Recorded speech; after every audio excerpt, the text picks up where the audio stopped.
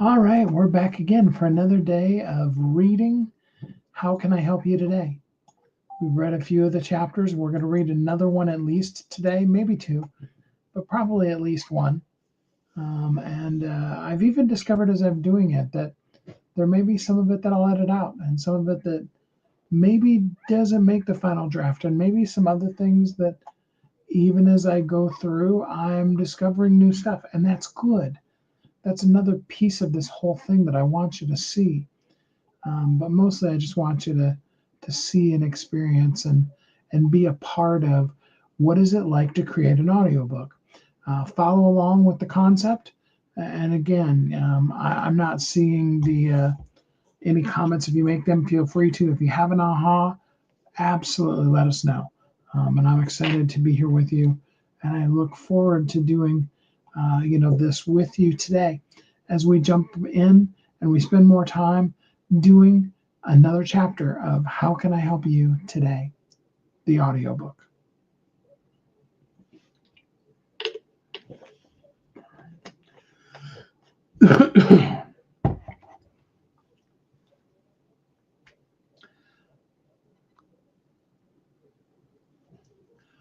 Selfless giving as a business model. You can have everything in life you want if you will just help enough other people get what they want. Zig Ziglar. For years, I thought. For years, I sat through sales trainings that all ended the same way. Build the relationship first, show them you care, and then they will feel compelled to want to work with you. And every time, something about that rubbed me the wrong way. Not because I don't believe in relationships or serving people, those things have always been at the core of who I am, but because of the hidden agenda baked into that process. It wasn't about really helping people. It was about leveraging kindness as a tool to manipulate them into feeling obliged to buy. And that didn't sit right with me at all. So one day I asked myself, what if I just gave? What if I helped people not because I was trying to get something out of it, but simply because they needed help? What if the only question I ever asked was, how can I help you today? That moment of clarity changed everything. The shift, choosing a business built on giving. I made a decision that day. I would run my business in a way that did not require a single person to ever feel obligated to work with me. I would give freely, without strings, without hidden motives, without an agenda beyond serving others. And let me tell you, it was the most freeing, joyful, and fulfilling decision I've ever made. The world teaches us that business is all about transactions, that we give in order to get, that we that every act of generosity should have an ROI attached to it. But I choose to believe something different. I choose to believe that when you give without expectation, you actually receive more than you could have ever imagined. But not in the way the world measures success, because the rewards that come from giving, they go beyond money.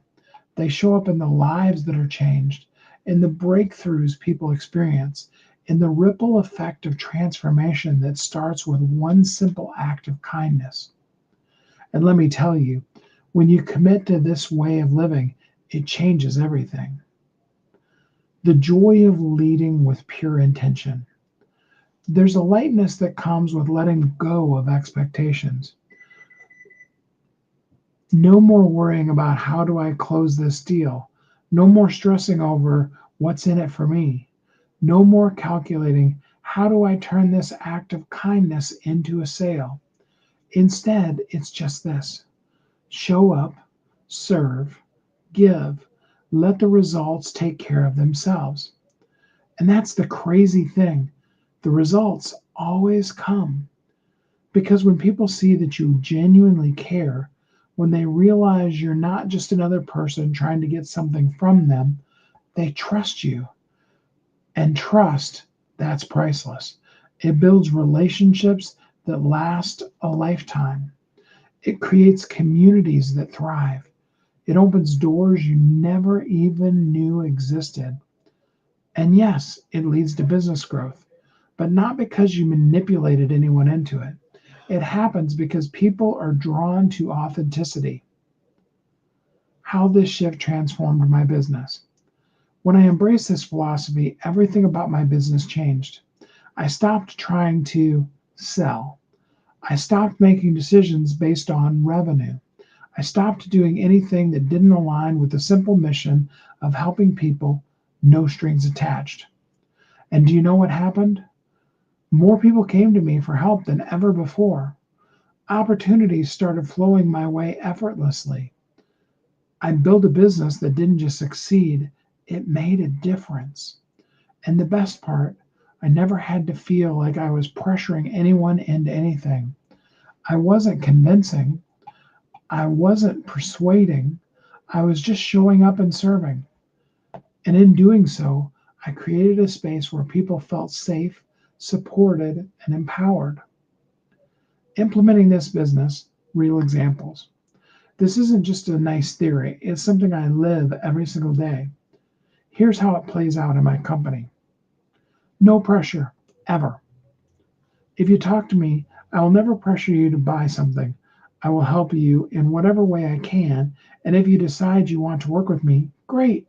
If not, that's okay too. Number two, giving more than required. I don't do the bare minimum. If I see an opportunity to overdeliver, to give someone more than they ask for, I take it because generosity shouldn't have limits. Serving first, selling second, or never. That's number three.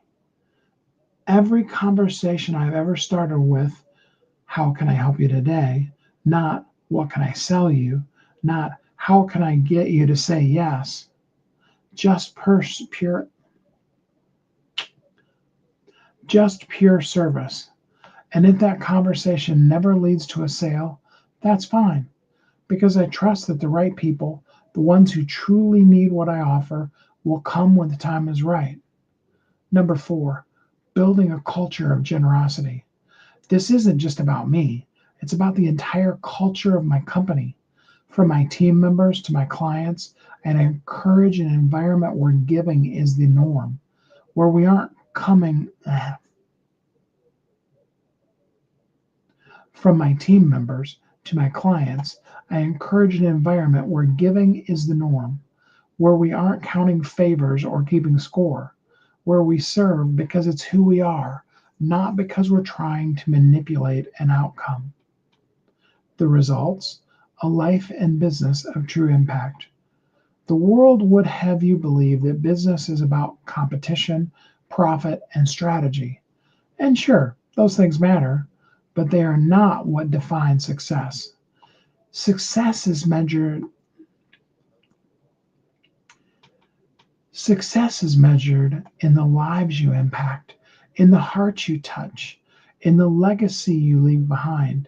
And when you run your life and business this way, you don't just succeed, you thrive. Because instead of chasing money, you're attracting purpose. Instead of stressing over sales, you're creating transformation. Instead of manipulating, you're leading with love. And let me tell you, that kind of success, it's the kind that lasts. So here's my challenge to you. What if you let go of expectations? What if you gave freely without agenda? What if you ran your business with the sole mission of helping people, period? I promise you the rewards will be greater than you can ever imagine. Because when you live and lead from a place of pure selfless giving, you don't just change your business, you change the world. Take action. Here are a few ways you can make selfless giving your business model. Number one, offer help first. In your next business interactions, lead with, how can I help you today? And expect nothing in return.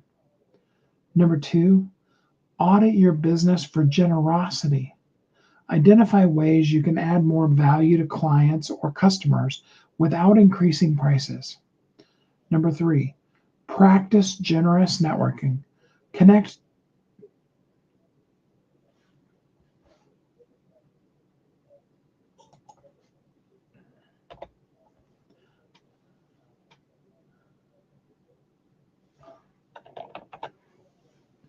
Number three, practice generous networking. Connect two people in your network who could help each other without expecting anything back.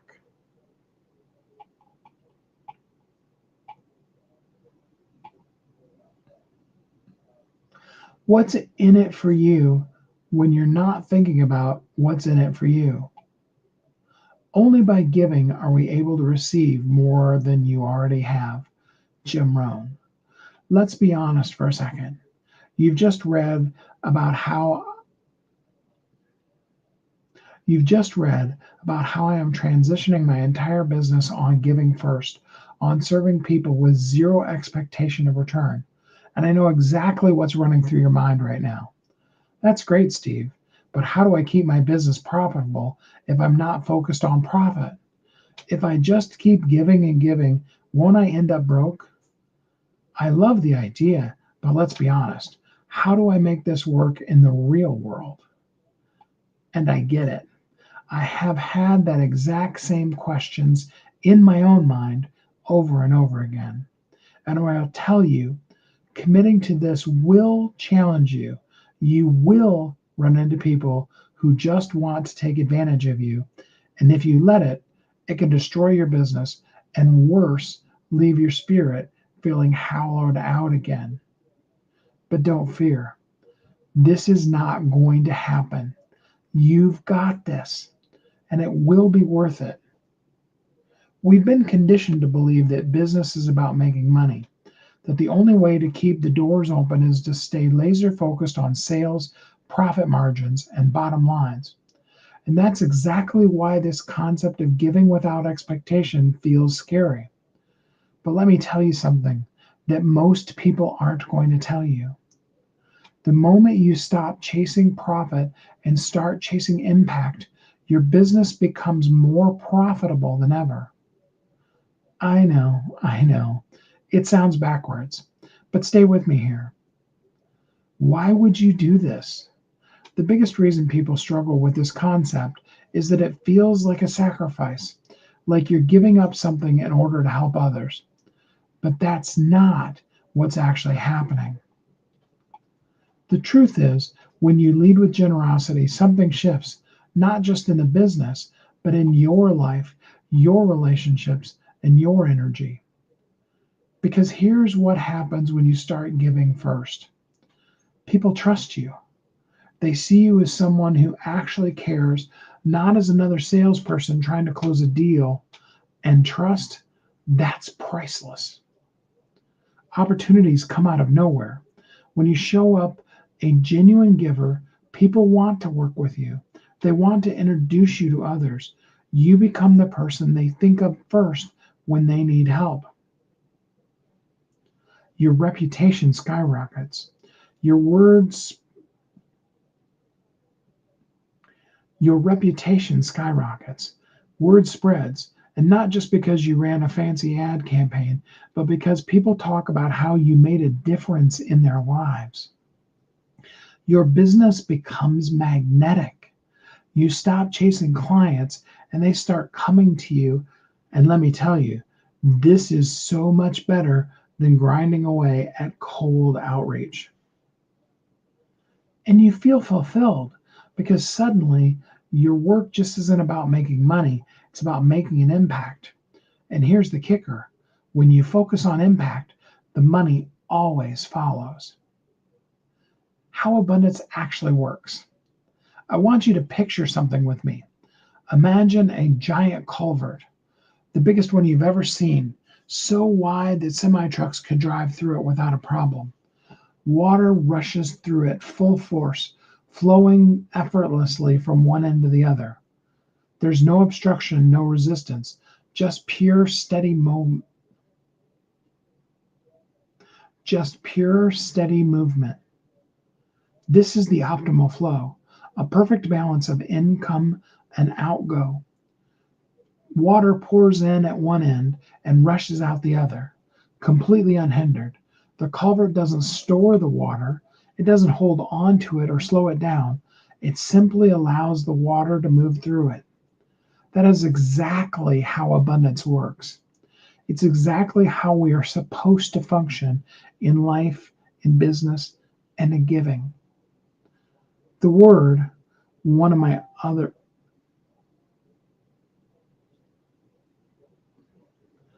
one of my other business names, the word and one of my other business names is alveus, which means wide conduit, a channel through which things flow freely. Now, the danger of a pitched middle. Now, imagine what happens if you pinch the middle of that culvert, narrowing it down, restricting the flow. The water still tries to come in, but it forces into a smaller space. The pressure builds, the flow slows. Less water is able to pass through. Debris gets caught, and eventually the entire system backs up. Instead of a powerful rushing current, you now have a bottleneck, a system that can't receive more because it isn't getting in, it isn't a system that can't receive more because it isn't letting enough go. This is what happens when we hold on to money, resources, or opportunities instead of letting them flow. We think, if I keep more, I'll have more. But that's not how it works. The mistake of holding on. Now picture if someone blocked the exit of that culvert. Try to trap all the water inside. At first, it might seem like a good idea. If I keep everything that comes in, I'll always have enough, right? Wrong. Because the moment you stop the outflow, the inflow slows down too. The pressure builds, the water starts looking for other ways to move, and eventually it stops coming in altogether. That is exactly what happens when people operate from a mindset of scarcity, hoarding money, resources, or opportunities instead of letting them flow through them. They think they're securing their future. They think they're protecting themselves. But what they're really doing is blocking their own abundance. A dragon horde. That's what I call dragon mentality. Don't beat yourself up. I suffer from it all the time too. But here's the actual truth of a dragon's life. Deep in the heart of a mountain, hidden within a cavern of jagged rock and shadow, lies a great dragon. Its massive body coils protectively around gleaming hoards of gold, coins piled high, jewels glinting in the dim light, treasures gathered over centuries. The dragon has spent its entire life collecting, hoarding, guarding. It's fought off thieves, burnt villages to the ground, and destroyed anyone who dared come near its wealth. And yet, the dragon does not spend the gold. It does not use it. It does not give it away, nor does it let the treasure flow back into the world where it could build cities, feed families, or create new opportunities. Instead, the dragon just sits on it, convinced that keeping it all is the only way to remain powerful, secure, and in control. But what the dragon doesn't realize is this: its hoard is useless. All that gold, it does nothing. It gathers dust. It sits stagnant, locked away from the world. The dragon, once a mighty force, has become trapped by its own greed, not free, but bound to its hoard, a prisoner of its fear of losing. And in the end, what good is the wealth if it never moves? The dragon has no friends, no life, and has made no impact on the world. At the end of the day, the dragon's life.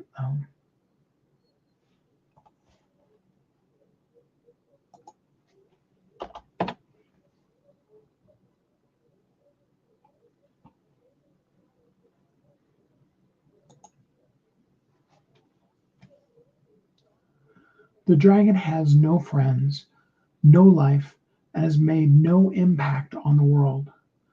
At the end of the dragon's life, there is no one to celebrate his life, no memories, only those he fought to protect his horde from coming in.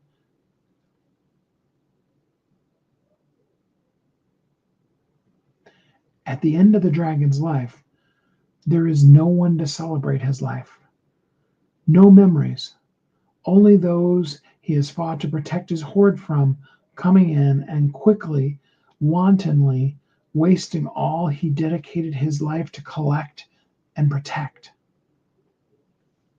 What good is abundance if it's never shared? The dragon may have everything, but in reality, it has nothing. Become the wide conduit. If you want more to flow to you, you have to let more flow through you. Money, resources, opportunity, none of it is meant to be trapped inside of you. You are not meant to store it up and hoard it out of. You are not meant to store it up and hoard it out of fear. You're not meant to restrict it in the middle. You're not meant to slow it down because you're afraid of running out. You're meant to be a wide conduit, an alveus, letting abundance flow freely through you.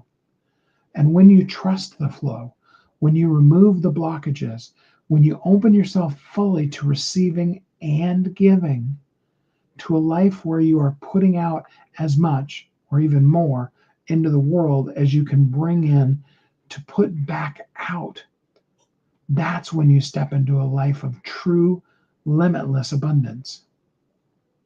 And that's because of the suction effect. Imagine the same giant culvert, wide open, water rushing through it at full force.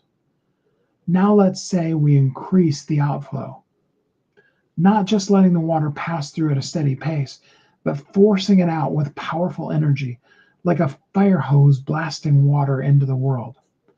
What happens next? A vacuum starts to form. The faster and harder the water flows out, the more it pulls in from the source. The sheer force of the outflow creates demand for more input, a suction effect that draws even more water into the system. The faster it moves through, the greater the pull, the stronger the flow, and the more unstoppable it becomes. It is exactly how abundance in your life. This is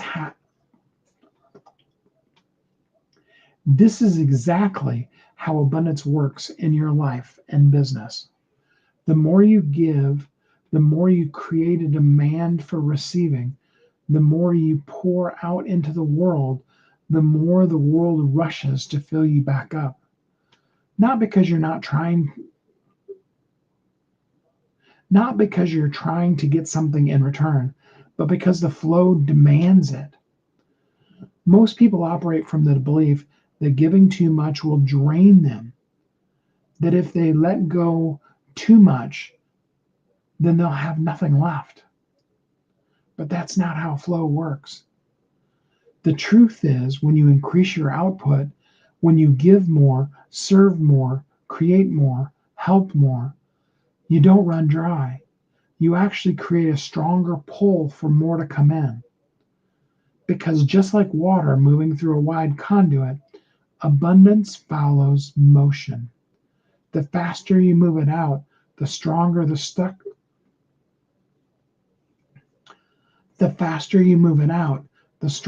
suction pulls it in.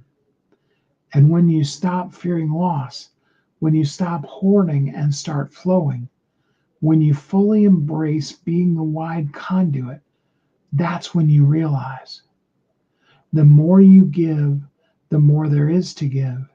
The more you pour out, the more that pours in. The more you let it flow, the more you grow. Not because you're chasing abundance, but because you've become the force that attracts it. How do you stay profitable then if you're not focused on profit? This is the question that keeps us most of the time from taking the leap because we all have bills to pay. We all have responsibilities. And the thought of running a business without constantly chasing the sale feels reckless, even if it sounds amazing in theory. But here's what you need to understand: giving first doesn't mean giving everything away for free. It means shifting your focus from what can I sell you to how can I serve you. And those of you that know me know I do not consider selling a bad word at all. My dad always said, God gave us 2 ears and one mouth so we can listen twice as much as we speak. And let me tell you, that's some of the best sales advice I've ever received. A real salesperson doesn't talk, they listen. They don't push a product, they look for a need and find a way to help. My dad was a pastor his whole life, but he also worked for many years in insurance and investments as a salesperson. He was successful because he never forced a sale, never pressured anyone. Instead, he asked a question, then leaned in and listened. And because people felt heard, because they knew he actually cared, they wanted to buy from him. Not because he sold them something, not because he helped them find exactly what they, but because he helped them find exactly what they needed. Selling only works by creating value before asking for anything in return. It means being so helpful, so genuine, and so committed to other success. It is about looking for the way you can help someone else and then simply asking them if you had a solution for that problem, would they be interested? If they know you genuinely care and are not just pitching them, they want to invest in you because you've created the vacuum with your giving and the true focus on meeting their needs and not wanting, expecting, or needing anything in return. That creates the pull into you that allows them to be a part of the cycle of giving and helping others that you've already created. Here's how this works in practical terms. You give generously, period. Maybe that's free advice. Maybe that's a quick tip. Maybe that's someone's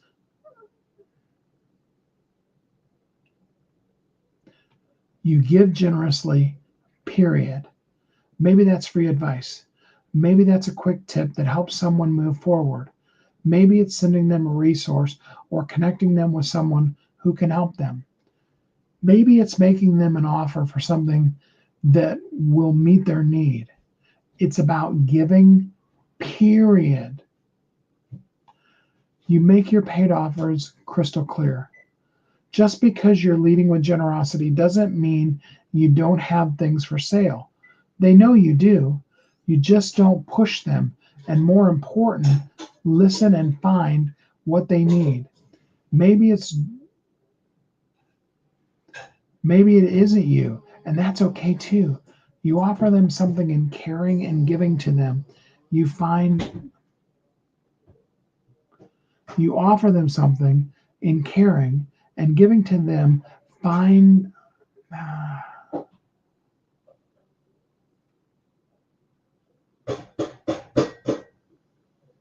You offer them something from a place of caring, wanting to give to them and find what makes sense for them.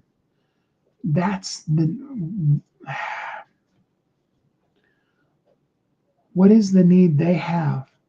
People don't care how much you know until they know how much you care. And when people trust you, if you have what they need, and if you have made it clear you're here to serve them, they're far more likely to want to work with you. But not because you did something for them to get something from them, but because you showed up for them with no intention of anything other than to serve them. You let people come to you. When you are a giver, nature has a way of bringing to When you are a giver, nature has a way of bringing people to you. It's that vacuum effect again. People feel safe around you, And that safety makes them far more likely to want to work, and then they want to have a friendship with you as well. Your help, your giving, it's not a ruse to get them to buy from you. It's how I always approach everything that I do in business. Don't chase people. Don't pressure anyone. I just show up. I trust.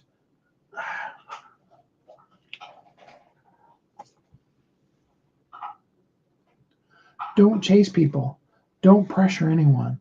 Just show up, serve, and trust that the right clients will come. And you know what? They always do. But what if my business fails? Now let's talk about the fear that's really sitting in the back of your mind.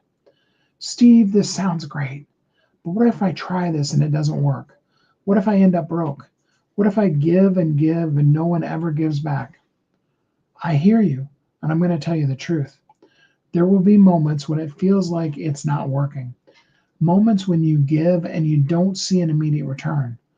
Moments where fear creeps in and whispers, this is a mistake. You need to focus on sales.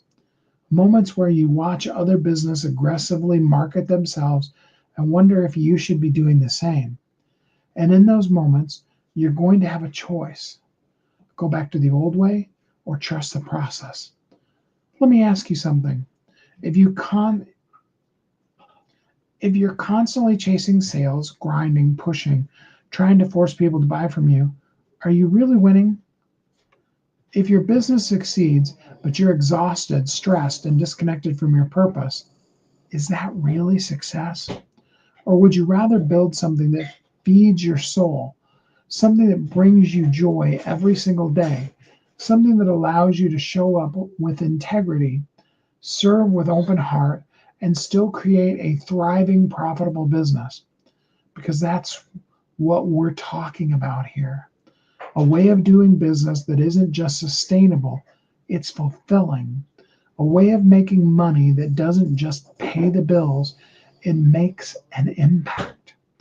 A way of showing up that doesn't just get you clients, it builds lifelong relationships. You can do this. I know it feels scary. I know it feels counterintuitive, but I also know it works. And the best part, it feels right. No more pressure, no more pretending, no more hidden agendas. Just pure service, real connection, and authentic impact.